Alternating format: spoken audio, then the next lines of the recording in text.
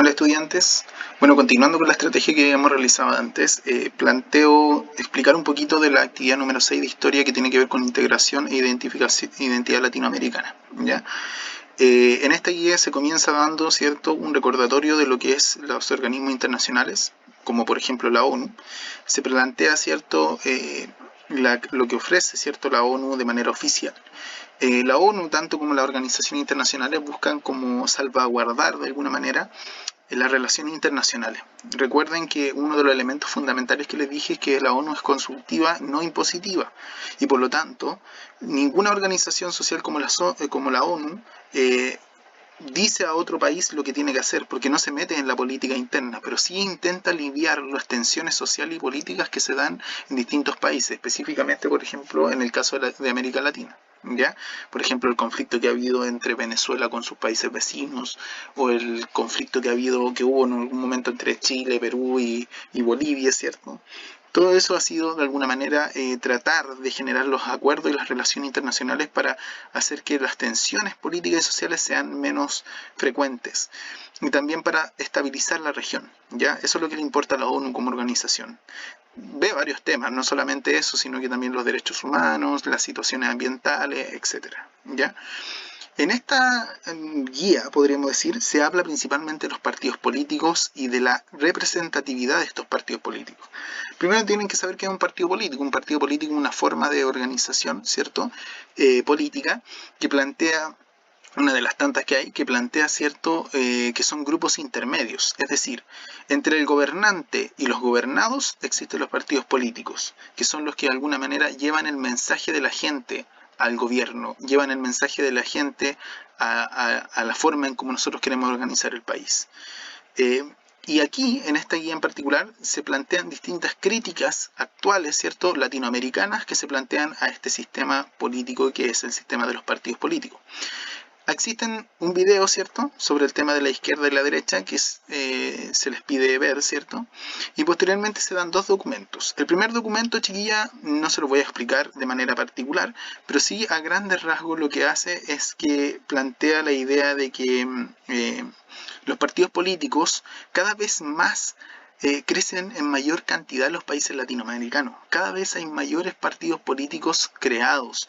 Cada vez los partidos políticos más conservadores, no me refiero a la tendencia, sino que los más antiguos, ¿cierto?, tienen cada vez más poder o más presencia. Pero, contradictoriamente, mientras más presencia tienen, menos creíbles son. ¿Ya?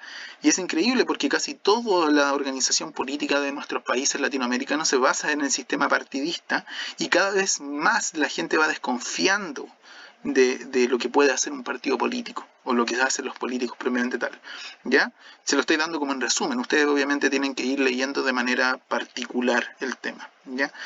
En el documento 2 se plantea un elemento más importante aún, que significa que la crisis de credibilidad de los partidos políticos, el hecho de que la gente pierda interés y pierda la confianza en los políticos y en los partidos políticos, ha generado que vaya creciendo constantemente en Latinoamérica un sentimiento populista.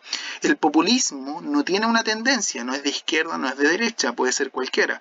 Por ejemplo, ha habido populismo de izquierda, ¿ya?, que en el fondo se trata principalmente de lo que algunos consideran como un populismo del pueblo, y ha habido también populismo de derecha. Por ejemplo, el caso más claro es lo que ha ocurrido en Brasil con la elección de Bolsonaro, ¿cierto? O lo que ocurrió en Estados Unidos en un momento que no es de Latinoamérica, pero que también ejemplifica mucho eso, que es la elección de Donald Trump. ¿Ya? Y es ¿por qué se genera este populismo? Que es muy peligroso en la política, según el autor. Se genera principalmente por un tema de que los partidos políticos son débiles. Como son débiles porque tienen poca credibilidad y porque han habido muchos casos de corrupción, de desgobierno, de violencia entre los distintos partidos políticos, entre la política en general, finalmente hacen que la gente confíe en alguien que les dé un mensaje alentador, un mensaje de superar esos problemas de corrupción, de eliminar la política, ¿ya? Pero ahí hay un peligro latente, dice el autor. Porque si nosotros nos vamos por ese discurso de eliminar a la política, estamos eliminando lo que es democracia. Y podemos fácilmente caer en una dictadura, ¿ya? Es muy interesante lo que plantea como teoría. Obviamente esto es una teoría, una idea, ¿cierto?, de un autor. pero da varios ejemplos, ya pasando por el tema de Cuba, Nicaragua, etcétera.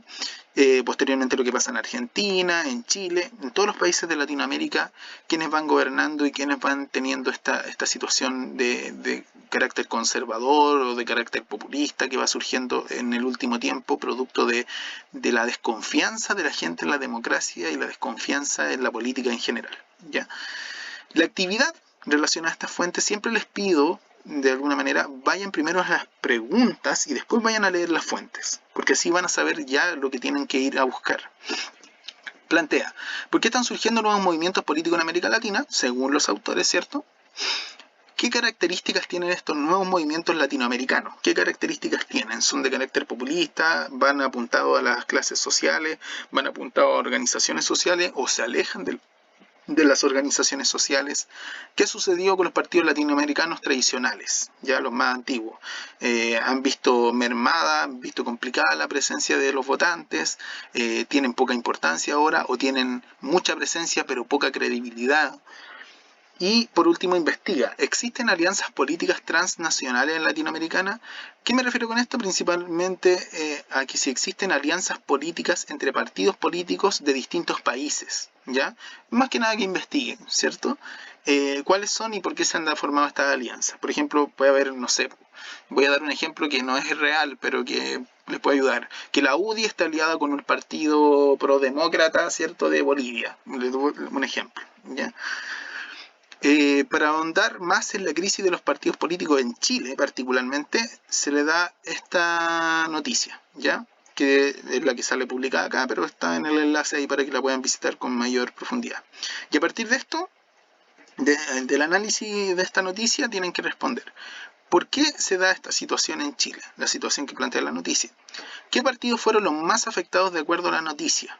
¿Ya? ¿Por qué la ciudadanía ya no confía en los partidos políticos chilenos? Ya, si se fijan, esta es una pregunta de análisis que abarca mucho lo que es una perspectiva personal. Pero no hay problema, chiqueas. Lo importante es que esté bien justificada.